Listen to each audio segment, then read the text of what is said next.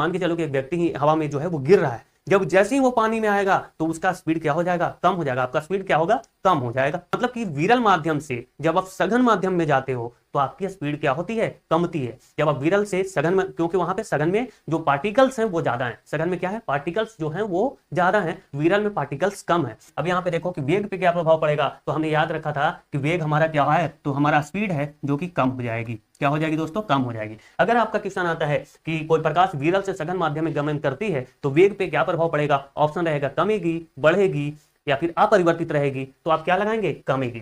तरंगदैर्घ्य पे क्या प्रभाव पड़ेगा, अब मैंने आपको बताया था कि तरंगदैर्घ्य क्या है, तो आपका डेंग है, तो डेंग भी क्या हो जाएगा, छोटा हो जाएगा, क्योंकि आपका स्पीड कम गया है, तो फिर ये भी क्या होगा, कम जाएगी। प्रकाश अगर विरल से सघन में जाएगी तो आपका जो तरंगदैर्घ्य है वो भी क्या हो जाएगा, प्रकाश का कम जाएगा। आवृत्ति पर क्या प्रभाव पड़ेगा, तो आवृत्ति जो है दिल की धड़कन है, हमने अभी थोड़ी देर पहले आपको समझाया कि दिल की धड़कन कौन क्या है, तो आवृत्ति।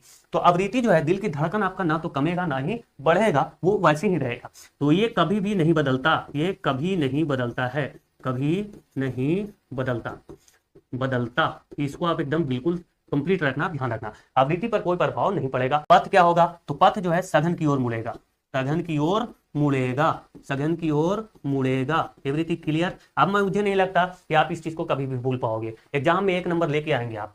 अच्छा, अब इसी माध्यम को अगर हम उल्टा कर दें, मान के चलो कि अब हम सघन से विरल की ओर जाए, कहां जाए, सघन से विरल माध्यम की ओर अगर प्रकाश अगर जाए तब क्या होगा, क्योंकि सघन से आप विरल में जा रहे हो तो आपका स्पीड तो बढ़ जाएगा ना भाई। पहले आप ज्यादा पार्टिकल से टकरा रहे थे, अब आपको कम पार्टिकल से टकराना होगा, तो फिर क्या होगा, आपका स्पीड बढ़ेगा, मतलब कि आपका वेग क्या होगा, बढ़ जाएगा, बढ़ेगा, आपका स्पीड क्या होगा, बढ़ेगा। तरंगदैर्घ्य क्या होगा, तो ये भी बढ़ेगा, आपका डेंग क्या हो जाएगा, तो ये भी बढ़ जाएगा, डेंग की दूरी क्या हो जाएगी, तो बढ़ जाएगी, बढ़ेगा। अगर हम देखें कि आवृत्ति क्या होगी, तो इस पे कोई प्रभाव नहीं पड़ेगा, मतलब कि अपरिवर्तित होगी,